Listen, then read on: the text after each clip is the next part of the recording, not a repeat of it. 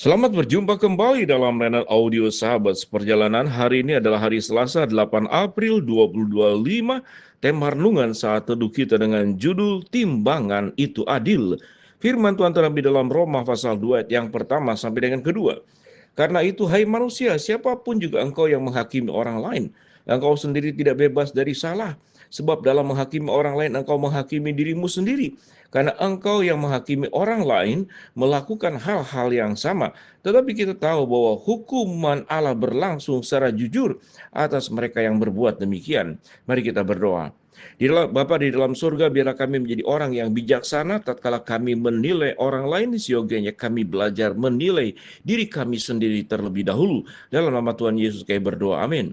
Shalom sahabat seperjalanan yang dikasihi Tuhan. Kalau berbicara mengapa ada pergesekan, problem-problem, kemudian keributan dan pertengkaran di antara sesama manusia, siapapun dia, suami istri, kadang-kadang adik kakak, kadang orang tua dengan anak, mertua dengan mantu, pegawai dengan pegawai, pegawai dengan atasan, pemerintah dengan rakyat, seluruh manusia hubungannya kaitannya dengan relasi itu seringkali penuh dengan pertengkaran. Kita tahu dengan jelas bagaimana dunia saat sekarang ditakutkan kalau sampai terjadi benar-benar perang nuklir itu terjadi, maka hanguslah dan musnahlah bumi ini.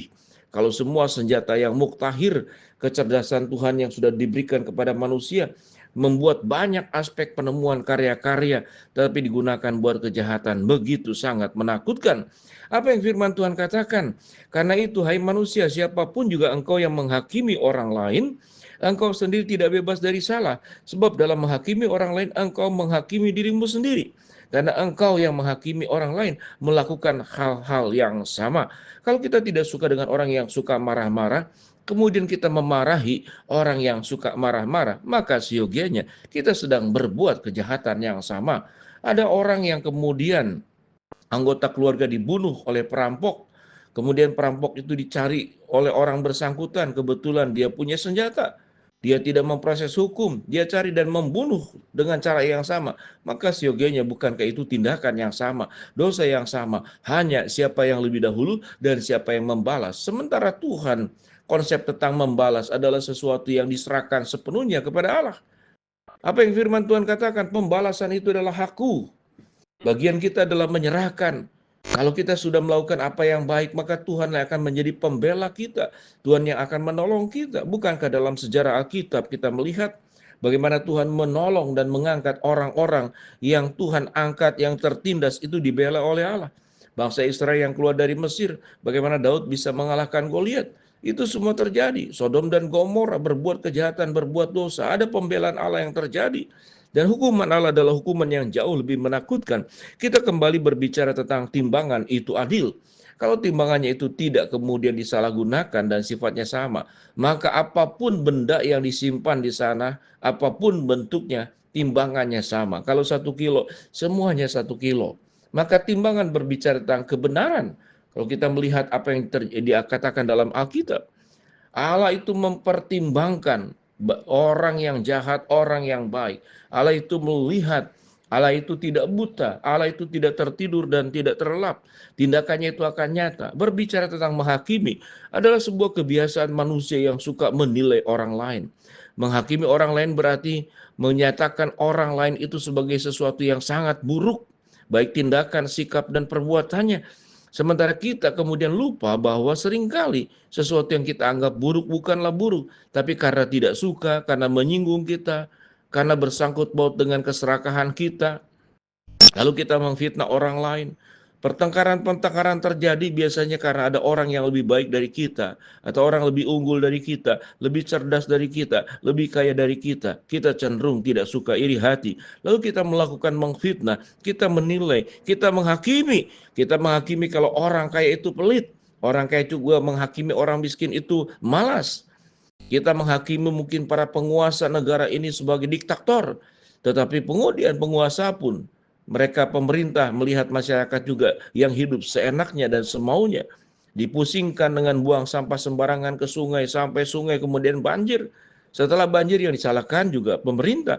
Sementara siogianya masyarakat bukankah seharusnya berbagian?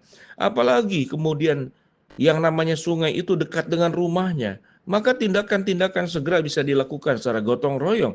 Tidak perlu menunggu pemerintah, kecuali memakai alat-alat berat yang tidak bisa dilakukan oleh masyarakat. Kita melihat bahwa menghakimi itu adalah sesuatu yang terjadi di setiap aspek kehidupan manusia, tidak peduli status sosialnya, tidak peduli status ekonominya, tidak peduli akan status kedudukannya, kuasanya, dan segala macam.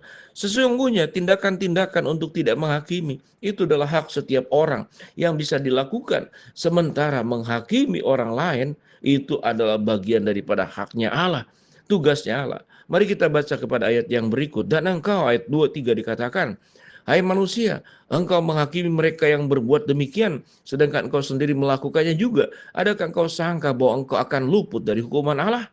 Ayat keempat, maukah engkau menganggap sepi kekayaan kemurahannya, kesabarannya, kelapangan hatinya? Tidakkah engkau tahu bahwa maksud kemurahan Allah, ia menuntun engkau kepada pertobatan? Ayat kelima, tetapi oleh kekerasan hatimu yang tidak mau bertobat, engkau sedang menimbun murka atas dirimu sendiri. Pada waktu mana murka dan hubungan Allah yang adil akan dinyatakan.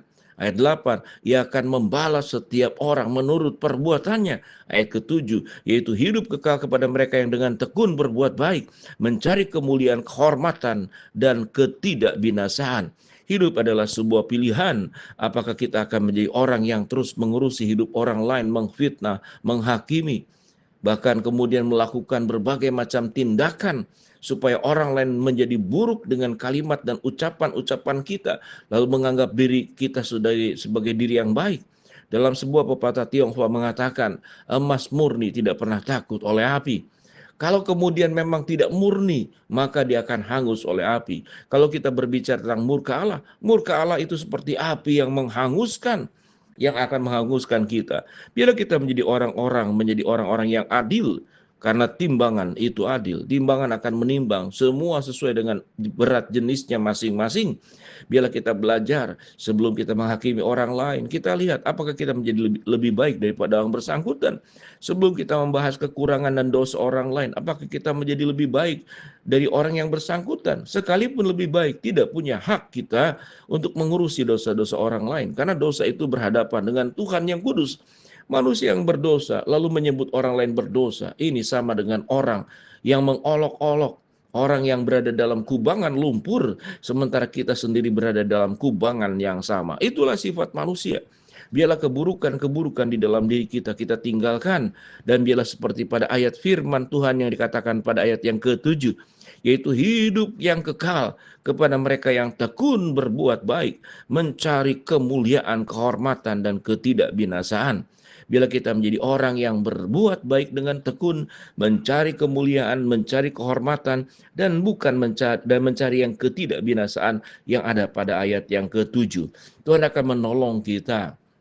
Ingatlah setiap kali kita mengingat timbangan, bahwa timbangan yang dilakukan oleh kita kepada orang lain juga menimbang diri kita masing-masing. Berlakulah adil, nyatakanlah diri kita sebagai orang yang tekun berbuat baik, mencari kemuliaan, dan kemudian kehormatan dan ketidakbinasaan. Mari kita berdoa. Bapa dalam surga, terima kasih buat kebenaran firman yang kami pelajari. Mau berdoa buat sahabat seperjalanan yang sakit, Tuhan jamah sembuhkan. Sahabat seperjalanan yang sedang menghadapi masalah, Tuhan bukakan jalan. Sahabat seperjalanan yang sedang berdoa mengharapkan sesuatu, Tuhan kabulkan dengan cara dan waktu Tuhan yang terbaik. Di dalam nama Tuhan Yesus kami berdoa. Amin. Shalom sahabat seperjalanan, Tuhan memberkati kita semua.